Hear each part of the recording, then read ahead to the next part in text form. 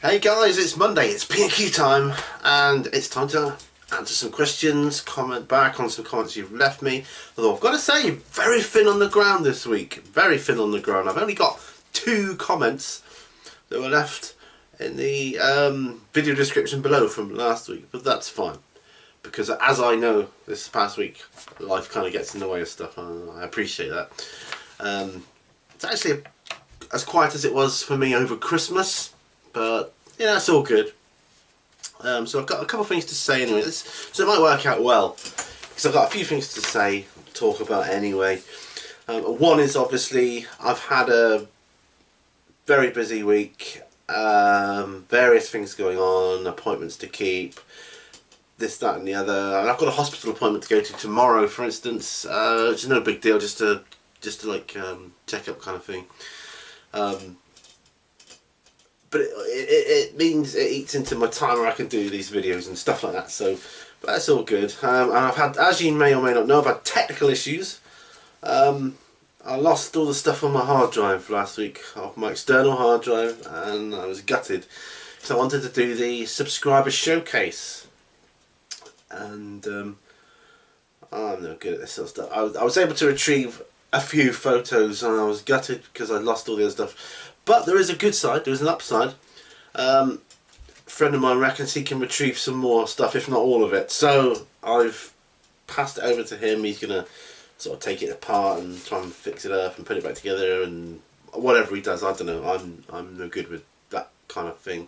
So if I can get some more pictures back, and cool, I'll do another update on the subscriber showcase, because there were some awesome pictures in there, and they really were inspiring.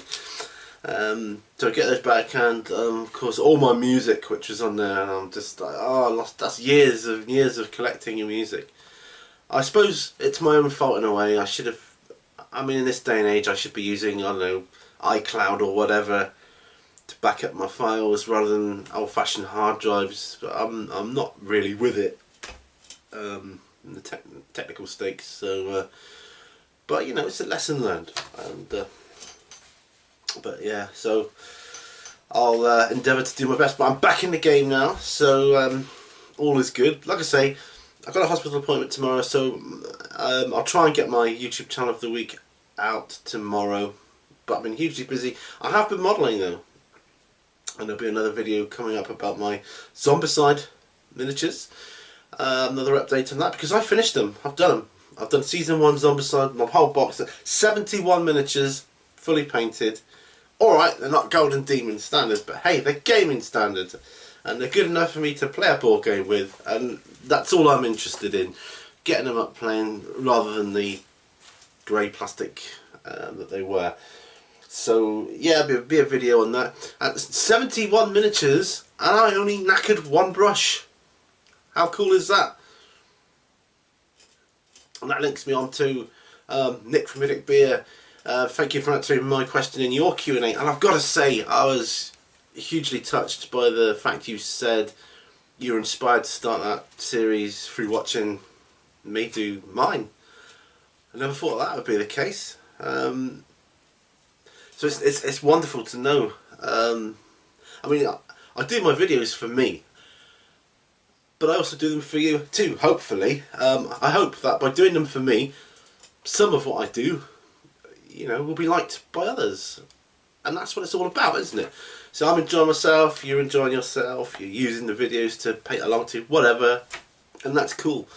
I mean, I'm not a...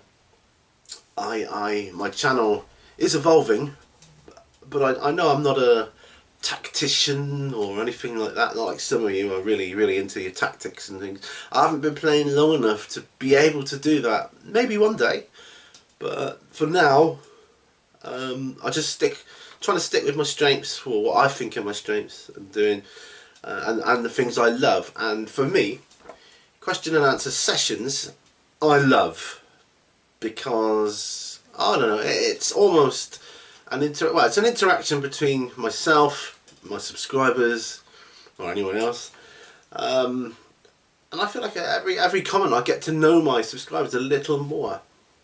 So this week, since I don't have many questions, I'll ask you guys a question. then we can maybe talk about it next week. I'll just say, what is, my question to you guys is, what is your favourite aspect of your hobby? Whether it's GW, historical, whatever. What is your favourite aspect of your hobby?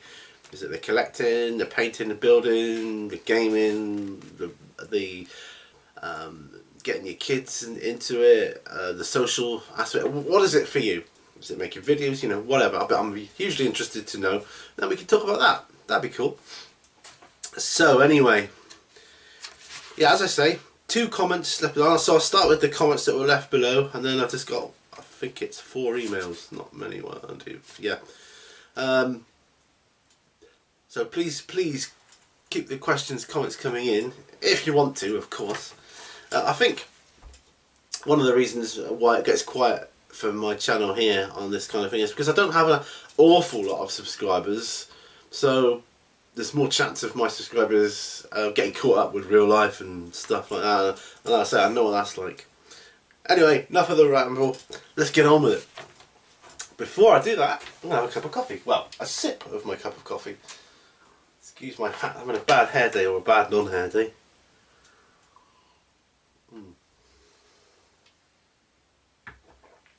Okay, and the first question comes from Eric Beer, and he says, seems like my question will be last again as I'm the first commenter again.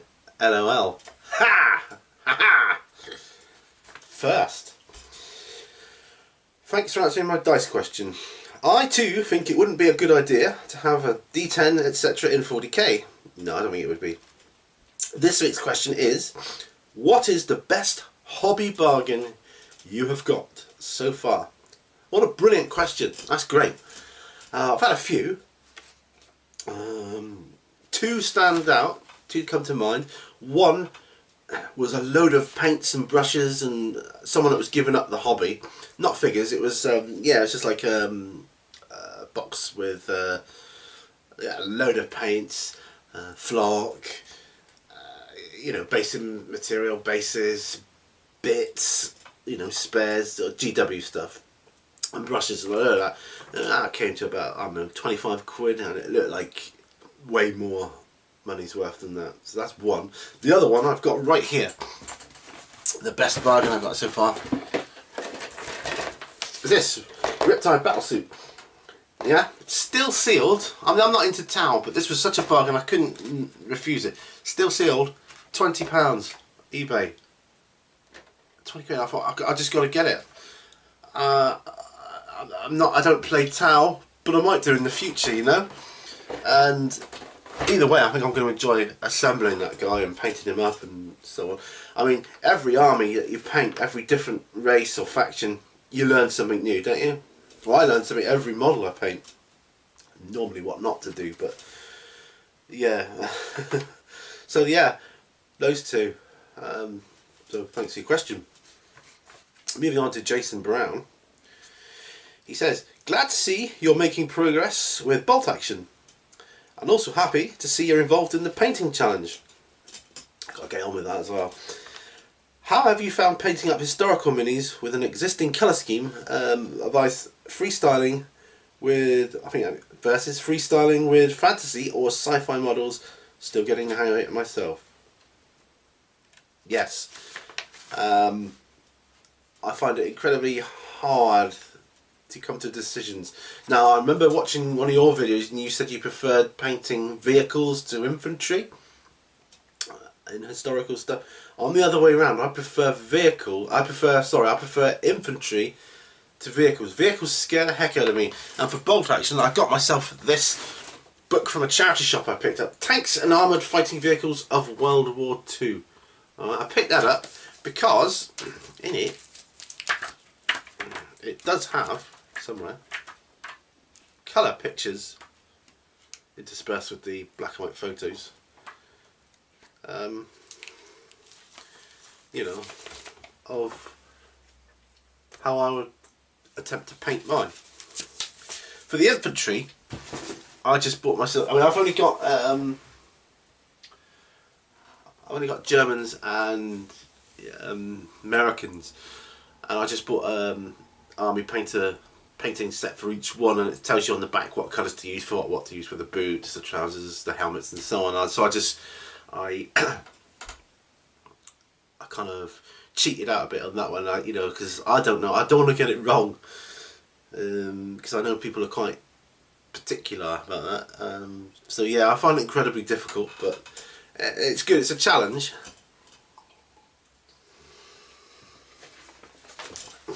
This is something different. I mean, I'm not giving up any part of this hobby. I'm just expanding, really, and that makes things slower.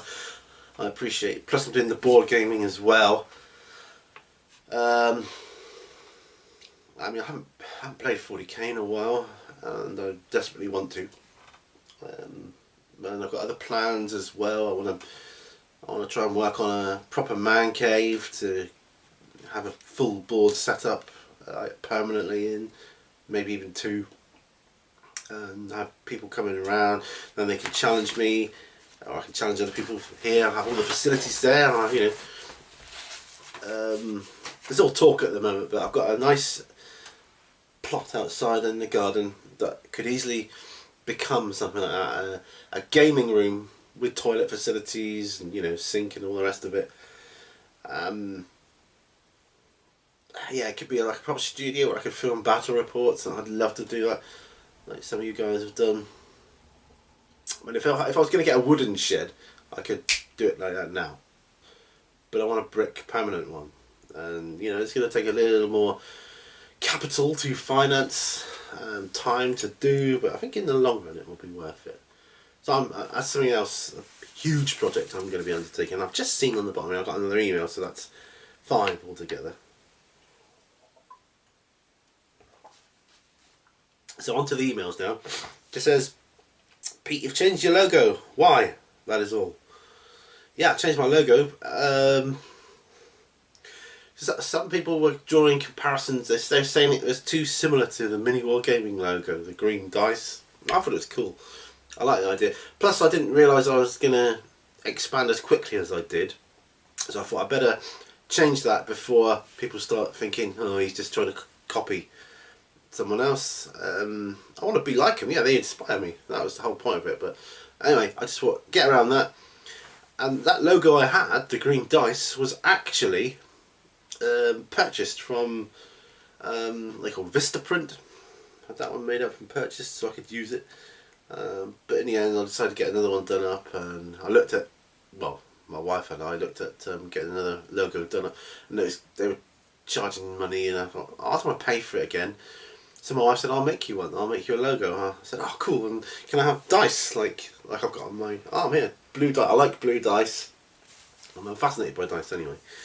I also have my logo done with a couple of blue dice, and there you go.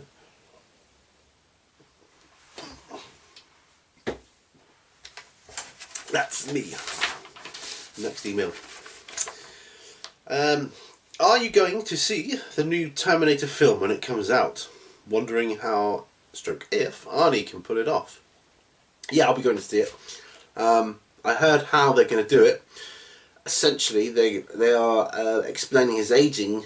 This is what I heard anyway. That he's a Terminator that was trapped on Earth. And although he's a Terminator, like robotic underneath, his skin on top ages normally. I think he'll pull it off. I think it'll be fun anyway.